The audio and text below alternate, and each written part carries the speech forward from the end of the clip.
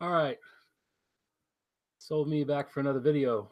So we've opened in C period, talk about a couple of changes that happened, but before C makes a new low, I want to talk about something that's I think it's in line with another thing I said earlier about thought stopping nonsense.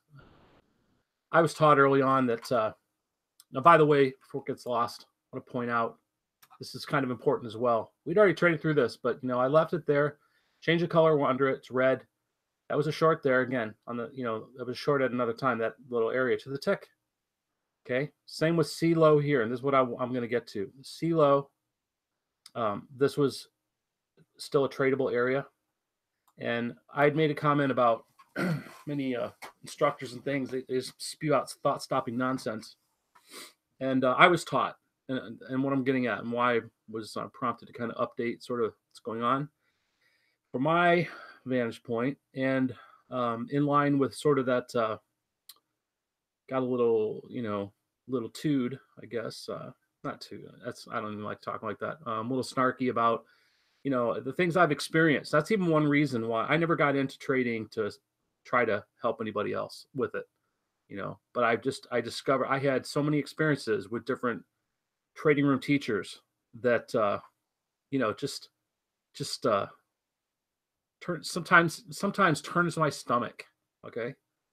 Um, but let me and my little deal here is a lot for my just uh, talking things through to help my trading.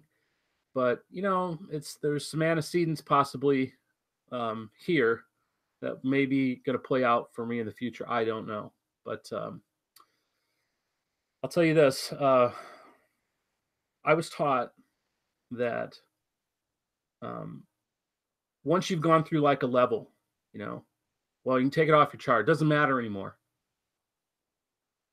And I was taught by somebody, pretty prominent educational firm, and their senior trader, and you can go by what people tell you, and that's good for a while, but if you're gonna be in the top echelon,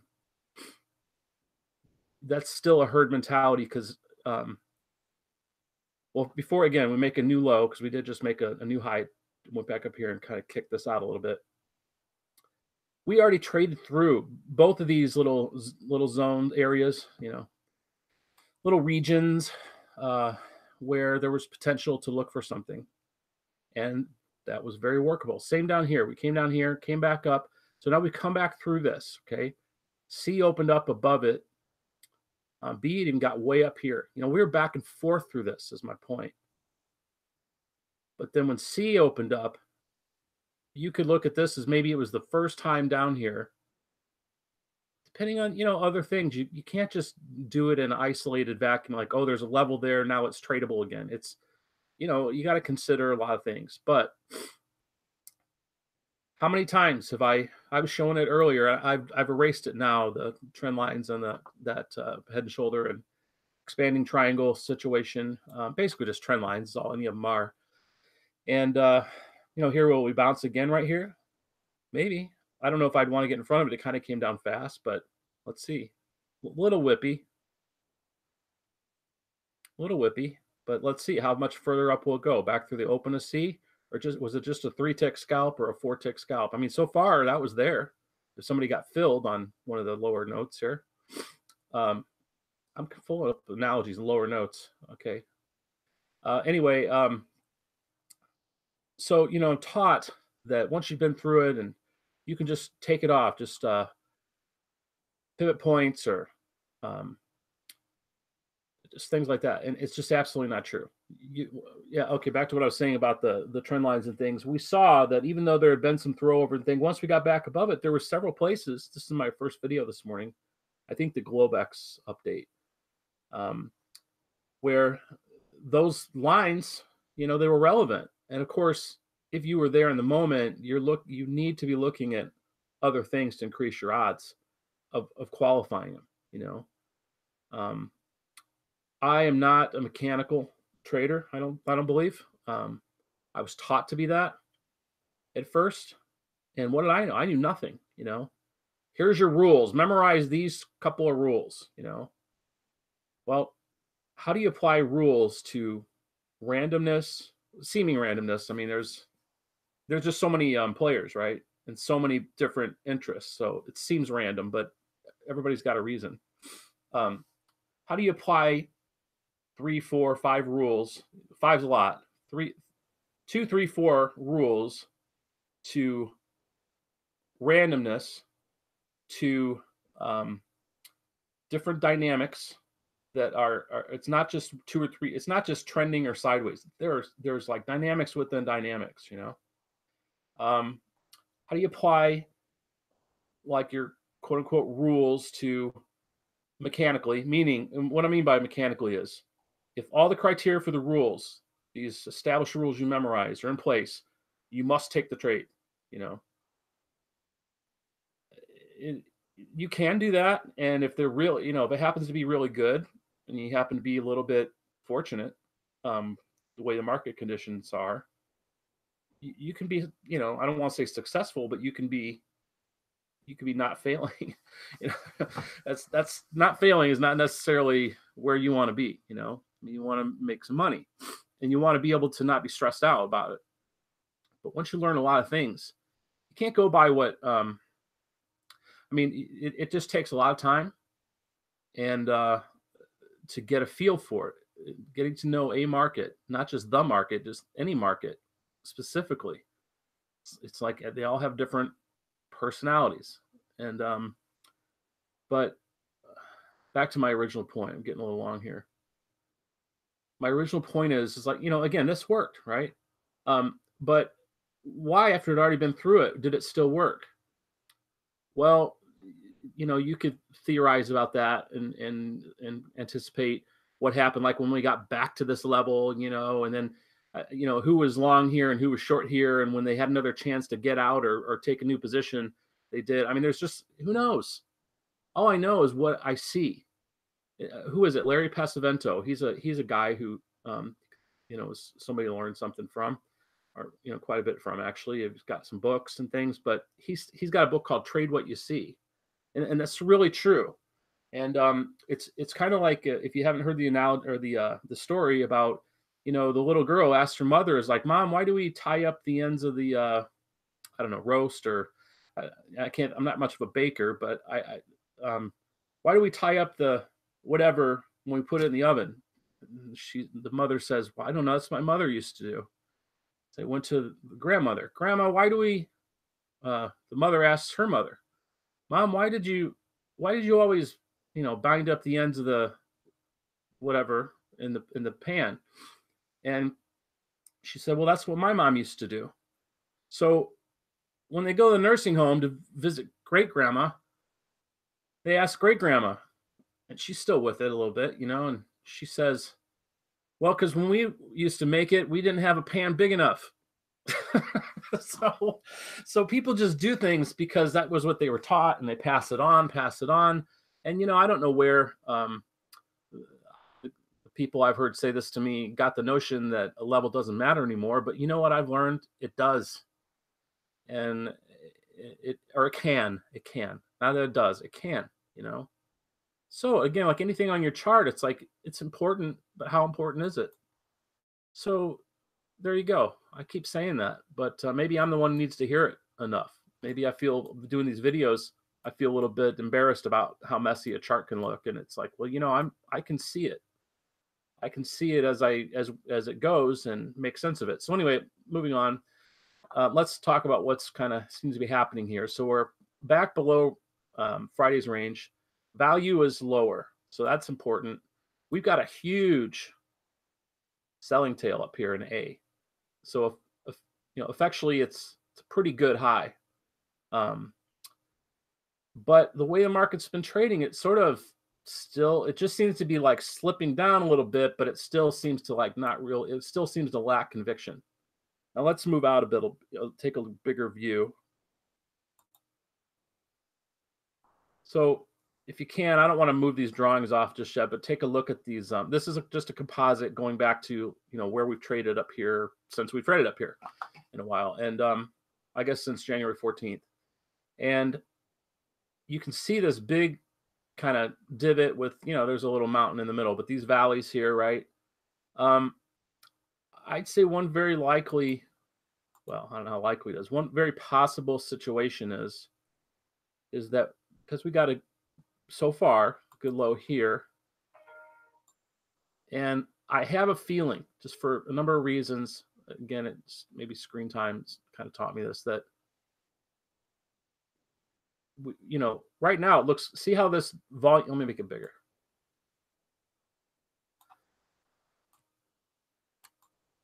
See how this volume is kind of filling it? Well, just look at the volume wise, filling in this little area.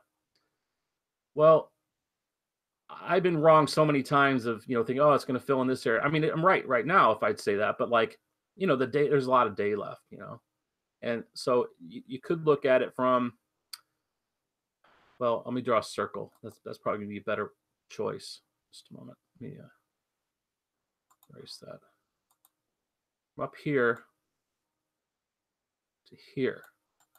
So what I call this is we might roll over to the upside, or many times if we're like, almost trending up or have a big move up, but it's like I sometimes get a feeling, and been right a lot about it, and I can't even sometimes explain why that intuition's there.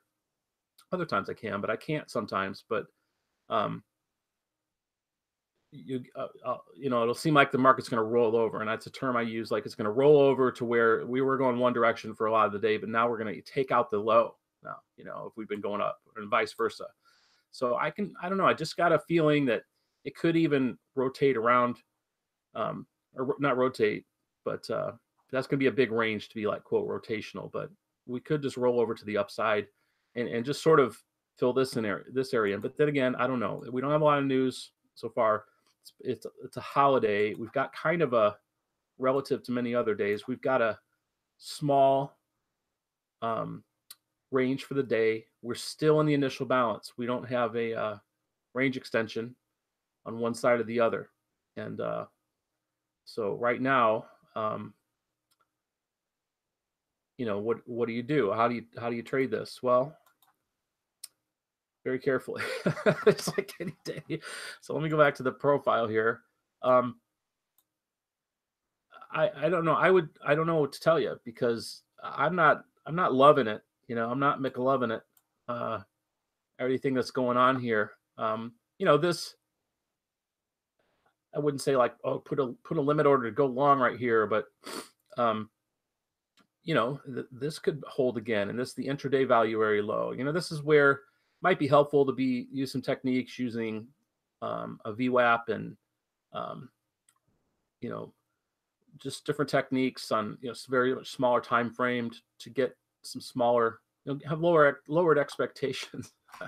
Every time I say that, I think of the Saturday Night Live little skit that used to be on back in the day when it wasn't such an awful show. Well, it was probably pretty awful, but it's anyway. I'll try not to talk about stuff like that. Anyhow, okay. So I don't know what I really have more than that, other than that idea about don't be so quick to dismiss something just because we traded through it. I like to leave things on there until I almost can't stand it anymore, because and it's helpful to maybe even have a chart that's sort of like your junk drawer. Unfortunately, my main charts can start to look like that. Get a messy desk. But what's Bible say? Something about where there is no oxen, the crib is clean. Meaning you're working. So you're working it, and I think the more you interact with the you zoom out, you zoom in, different time frames, different ways of looking. I look at market profile, but I also look at a 30-minute bar chart. Well, there's still 30-minute bars. What's the difference? Try it for a while. You'll see. You just have different, because I've tried to learn everything over the years, and I've learned things about patterns. I've learned things about moving averages. I've learned things about candlesticks. I've learned things about Elliott wave, about Fibonacci, and this and that, and sometimes different jobs, one thing I've learned, whether it's doing stuff around the house or working on a car or working on a project of any kind, you got to have the right tools, and you got to have the best tools if you can afford them, and or the best tools you can afford. That's the best way to put it. So one of the best, some tools seem to be more suited for different views. Like, I have there's a 15-minute chart. I took out the colors. It helps me see things that I wouldn't normally see. And right now, this chart's looking a little bit kind of ugly. I got to fix it up. I don't even know. Well, I know what I was thinking. I didn't use the red and blue areas because I wasn't sure if these were going to go on the other charts. And I highlighted this little range, this little balance, this little as potential support areas, and that's what happened there. All right, so this is another too long video, and hope you enjoyed it. And I don't really have much more other than, just don't forget, where balance is lower. We got a good low and a good high. Right now, C could be considered an inside bar, and that means that we could get another inside. We could get several inside bars, but there's ways to look at that as a breakout, to trade it. And again, how you trade a breakout is up to you. They just don't really always work that well when it's just like getting in front of them as a stop and just letting them, in some markets they do more so, like crude oil or the NQ. They seem to work better. 6E, ES, so many games, and it's a little more liquid. Not so much these days, but better to wait a lot of times for a retracement or a pullback in a excuse me a breakout. But and another thing to really pay attention to, there's this huge VPOC right on the low of Friday's range. I don't know what to say that means, but we've been back and forth in and out of Friday's range. And when you're back in the range, you want to start looking that we might continue up. When you're out of the range, you might want to start looking that we're going down. But here we are. We got all these single prints in A. We've got all these single prints in B. So consequently, we haven't really gone anywhere. And this, if you're looking at this as a candle, this has been like a little indecisive cancel for a long time. Stochastics isn't even acting like rotational. It's just kind of in the middle. It's not a lot happening. It might be a good day to just say, I'm not going to get chopped up. I'm going to come back tomorrow.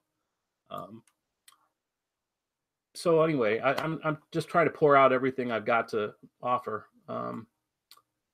think things through, and that's pretty much all I got. So just be real careful. That's all I'd say.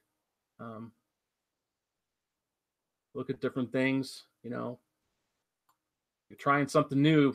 If you're trading something new, like a new technique or something like this, I wouldn't necessarily put good money on it. Just do it in your